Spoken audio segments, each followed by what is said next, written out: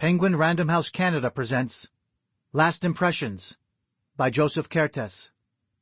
Read for you by Jason Blicker.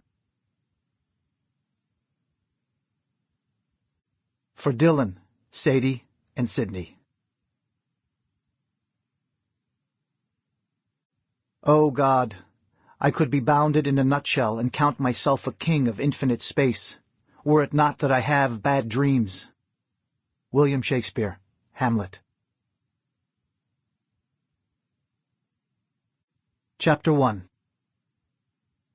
The day Nickwilenda crossed Niagara Falls on a tightrope, Zoltan Beck lay in a private room in palliative care at St. Cecilia's Hospital. He hated Jell-O, so his son Ben had brought him a jar of blackberry jam and a spoon. When Ben's wife, Lucy, had asked about the jam, Ben said that if his father couldn't have straight jam now, when would he get another chance?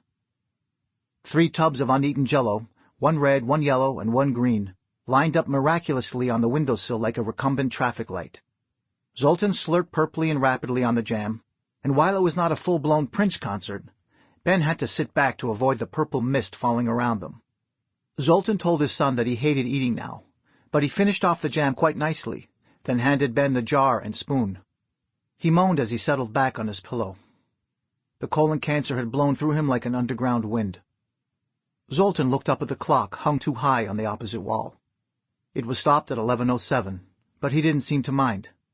Ben stared at it too and found it calming. Like a sleeping cat. All that potential bottled up, calming for that reason, he thought. A single potted plant sat pouting on the nightstand. Lucy had brought it to cheer up her father-in-law, but now it was having the opposite effect. Though she watered it often, it looked more concerned than cheerful. "Dad, do you want me to arrange for a TV to be brought in? Nickwilenda is going to cross the falls later today." He didn't answer Ben or even look at him. "Why don't I do that?" Ben said. "I'll arrange for a TV. Would you like to read now?" Ben handed him his book, Hitler's Mistakes, which Zoltan was reading for the second time. His father didn't take it, so Ben placed it by Zoltan's side, along with his reading glasses. He wanted to take his father's hand in his own and say to him that if he wanted to, he could still battle this thing that was raging inside him. Some people managed to beat the odds. Ben looked at that hand, almost touched it, but he and his father did not touch, or rather they only shook.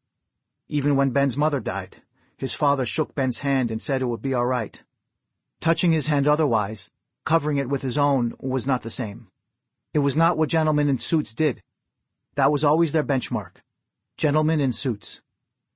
Zoltan looked past Ben at the window, at the blue carton of sky, which he might have wanted to have and to hold, even if not to open. "I'll go ask about a TV," Ben said again and stood up. Zoltan was still looking as Ben slipped quietly out of the room. When he got back, his older brother Frank, the accountant, was there, sitting by the bed, flipping through Hitler's Mistakes. Their father was staring at the clock again. The afternoon sun warmed the room. "What's he been up to?" Frank asked, as if their father weren't there. Ben rolled his eyes at him. "The doctor's coming in later this afternoon to give us an update. Are you going to be around?" "No can do," Frank said. "I'm flying to Las Vegas in a couple of hours." He held up his fingers to the light. "These babies are going to roll us a fortune." "Frank, anyone who says no can do generally loses at craps. It's a proven fact." "And do you know what else is a proven fact?" Frank said. "That you're a dick." Frank got to his feet, glanced up at the clock for a moment, then at the mount on the wall for a television. "We should get him a TV," he said. "Good thinking." "I'll pay for it," Frank said, meaning, "I'll pay for it.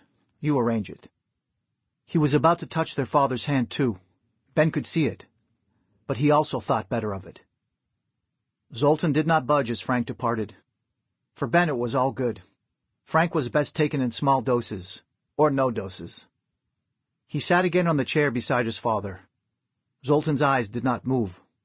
Ben was afraid he was dead. But then something did move behind the eyes, like something stirring on the floor of a pond. Ben waited. The air in the room was too thin to hold an odor. The walls were drab and blemished, as if they too were ailing. How was it possible to stare at these walls or at the clock with its stopped heart, or breathe in the thin air, without reaching for significance? A room like this near the ocean would smell salty. A room like this in the mountains would be too bright. You could look out the window to search for the place where the sky ended and heaven began. But here there was nothing to distinguish this room. It was in a building in the center of a city where tall trees must once have stood, where the buffalo roamed and where songs were still written. But maybe that was the point for Ben's father and him. Maybe this was the right setting after all. Ben could feel his thoughts loosening, the knot of them untangling. He was here with his father, but he was not sure Zoltan had any need of him. Zoltan had said once that the last days of life were still life. Death was simpler. Ben could hear his own voice coming on, the pulse in his ears. "Dad, let's not wait for the TV guy. There's a lounge at the end of the hall with a nice TV in it. Let's go down together and have a visit. We can watch Nick Willend across the falls. I'm not sure what time he's on." An answer was hatching in his father's mouth but never quite broke through. Ben stared at him, at his mouth, his face. All the days of his life were clamped in him now and sealed. The flight from the Russians, the triumph over Nazism, the arrival at Pier 21, the smell of sweet noodles with walnuts and plums, the cat that came mysteriously to their house one day and never left, the reading of Alexandre Dumas, especially The Three Musketeers, The Last of the Melting Snow, the mad magnetism of a streetlight to a moth, the keeling over of a top-heavy coterie that stood in the vestibule, the tasting of a piece of grilled lamb chop to see if it was done. Did he not want to pat his first great-grandchild on the head, see where his own line might be going? Were there unexploded fireworks still in him? Zoltan was normally such a noisy man that the plump silence grew big enough now in the room to bounce, if you let it. How pointless it seemed suddenly to see the summer smiling in from the window. "Come, Dad," Ben said. "When are we ever going to see a guy crossing the falls again?" Zoltan let his son help him up and put a robe on him. Ben expected him to trudge down the hall the way people did on this floor. But his father was not a trudger, so they walked briskly, almost broke into a trot. They could hear the TV clanging and dinging from a good distance. "Come on down," said Drew Carey. Someone was watching The Price is Right. A young, cheerful girl and her grandfather were quite caught up in it. They were both dressed in street clothes, visitors like Ben. The grandfather was clapping and the girl was jumping like mad from side to side. Beside them on a small round table was a carton of chicken wing bones, the lid marked "Wingding." It was as if a whole flock of birds had been snatched out of the air and laid to rest there. Zoltan took a seat on a leather lounge chair beside the girl and Ben sat on a wooden chair on his other side. Ben clapped along with the girl's grandfather. A tall woman called Rita, according to the name tag pasted on her bright pink T-shirt, was about to guess the price of a sailboat, plus a trip to the South Seas. The girl stopped jumping and chewed the ends of her shiny brown hair. A few minutes later, when the announcer called on Thelma to "come on down," the girl began jumping all over again, but straight up and down this time. Suddenly, she sensed Zoltan was watching her rather than the TV. "Do you have jumping people?" she asked him. "Pardon me," he said. Ben could hardly hear his father. "I mean people who jump for you in the back when the man says, 'Come on down.'" "Is that what you are?" Ben asked. "Are you a jumping person?" "Yes," the girl said. "But I also have jumping people, and if I get to be on the show, I want to take my jumping people with me." Zoltan's eyes ripened, his ears closed. Ben knew him well. His father had reached that moment in the eye when seeing everything and seeing nothing met. He kept expecting his father to vanish, the borders of him to dissolve. The little girl was wearing white and black saddle shoes, and now she was leaping outright to show everyone what she'd meant. She was raising her arms high in the air, too, hoping to hit the ceiling. Chapter 2.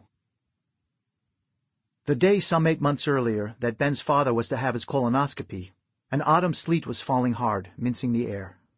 For whatever reason, probably because Ben had internalized Zoltan as much as he had, the weather made him as anxious as his father was sure to be. Plus he was having the procedure. One would think that someone who'd spent his declining years worrying about how he was going to clear himself out would welcome the prospect of a colonoscopy. But Zoltan couldn't drink the whole prescribed gallon of expulsor. He said he was sure the stuff tasted worse than the crap that was in him. Besides, he said, after downing 4.5 glasses and dashing to the can repeatedly, he could tell that his innards were squeaky clean up to the neck. He'd managed to avoid 2 previous appointments, for reasons he claimed were legitimate. But when his youngest son, Sammy, the doctor, insisted, Zoltan realized the time had finally come. Still, Sample complete. Ready to continue?